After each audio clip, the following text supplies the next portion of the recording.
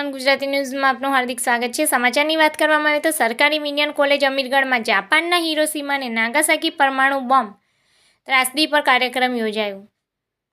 આજ તારીખ 6 ઓગસ્ટ 2024ના રોજ સરકારી વિજ્ઞાન કોલેજ અમીરગઢ ખાતે જાપાનના હિરોશીમા અને નાગાસાકી પર થયેલા પરમાણુ બોમ્બ હુમલાની યાદમાં ઇતિહાસ વિભાગ દ્વારા કાર્યક્રમનું આયોજન કરવામાં આવ્યું હતું।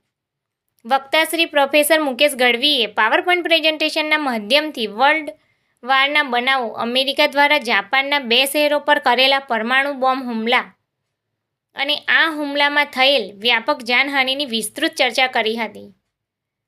શ્રી ગઢવીએ કહ્યું હતું કે વિજ્ઞાનનો વિકાસ માનવતાના વિરુદ્ધમાં ન હોવો જોઈએ।